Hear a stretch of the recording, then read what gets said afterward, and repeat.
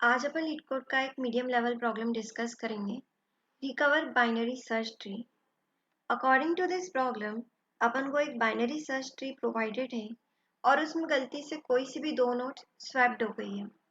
अपन को क्या करना है कि उन दोनों नोट्स का पता लगाना है और उनको वापस से स्वैप कर देना है ताकि अपन को अपनी ओरिजिनल बाइनरी सर्च ट्री मिल जाए। So if you think about logic of this question, तो सबसे पहले तो यही आता है माइंड में कि बाइनरी सर्च ट्री की प्रॉपर्टी होती है कि अगर अपन उसमें इन ऑर्डर ट्रैवर्सल करते हैं तो अपन को एक इंक्रीजिंग फॉर्मेट में वैल्यूज मिलती है। मान लो आपको एक बाइनरी ट्री गिवन थी और आपने उसमें इन ऑर्डर ट्रैवर्सल परफॉर्म किया, तो वहां से आपको वैल्यूज मिली 1 2 3 4 और 5। अपने क्वेश्चन में गिवन है कि दो नोट स्वैप कर दी गई है ना। तो स्वैपिंग कैसे हो सकती है? या तो मान लो 2 और 3 का स्वैप हुआ है ना। अगर 2 और 3 का स्वैपिंग होगी तो क्या हो जाएगा? 1 3 2 4 और 5, है ना। पर ऐसा भी तो हो सकता है कि मैंने 2 और 5 को स्वैप कर दिया। अगर ये होता है तो क्या आएगा? 1 5 3 4 और 2, है ना।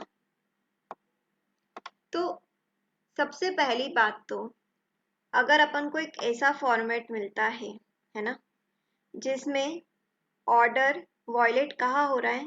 सिर्फ एडजेसेंट नोड्स में, 3 और 2 में, है ना। बाकी सब वैल्यूज इंक्रीजिंग ऑर्डर में है। जैसे कि अपन 1 और 3 को चेक करते ये भी इंक्रीजिंग में है, 2 और 4 को चेक करते ये भी इंक्रीजिंग में है, और 4 और 5 को चेक करते ये भी इंक्रीजिंग में है। सिर्फ गड़बड़ कहाँ हो रही है? गड़बड़ हो रही है सिर्फ एडजेसेंट नोड्स में, है ना। तो अपन इसको वेक्टर में स्टोर कर लेंगे और फिर स्वैप कर देंगे, ठीक है। प्रॉब्लम तब आती है जब आप एडजेसेंट नोड्स को स्वैप नहीं करते हो और जो नोड्स एक दूसरे से दूर होती है आप उनको स्वैपिंग करते हो। देखते हैं अपन, अगर अपन एक दूसरे से जो दूर नोड्स है अगर अपन उनको स्वैप करते हैं तो क्या रिजल्ट आता है। अपन देखते हैं कि 1 और 5 तो इंक्रीजिंग ऑर्डर में है, पर 5 और 3 ये एक पेयर है जो इंक्रीजिंग ऑर्डर में नहीं है। तो मैं क्या करूँगी, इसको वेक्टर ऑफ पेयर्स में स्टोर कर लूँगी। फिर मैं चेक करूँगी 3 और 4, ये भी इंक्रीजिंग ऑर्डर में है, तो कोई फर्क नहीं पड़ता है इससे। पर मुझे यहाँ पे एक और पेयर मिल गया 4 और 2 जो कि एक इंक्रीजिंग फॉर्मेट में नहीं है। तो अब मैं क्या करूँगी, 4 और 2 को भी मेरे वेक्टर में स्टोर कर लूँगी, ठीक है। और अब क्योंकि मुझे आंसर एडजेसेंट से भी मिल सकता था और ये भी हो सकता था कि मुझे दो नोट्स मिल जाती, दो पेयर्स मिल जाते, है ना। तो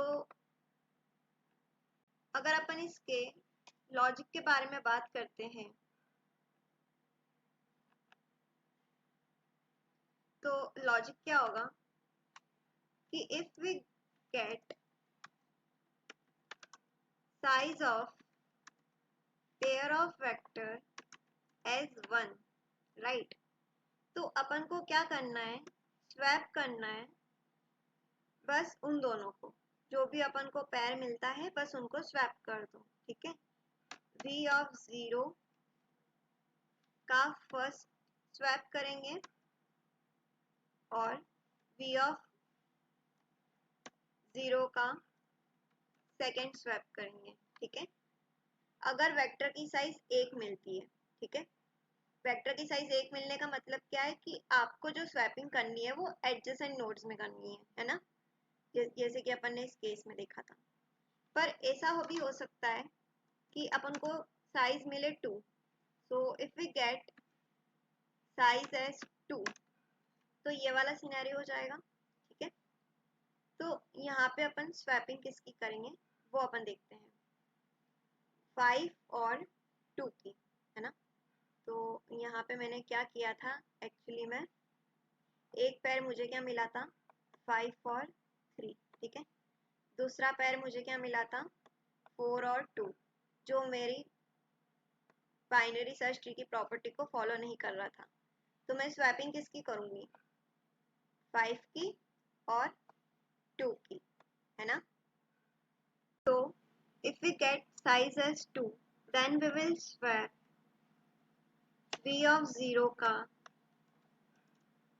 फर्स्ट और v of 1 का सेकेंड, है ना।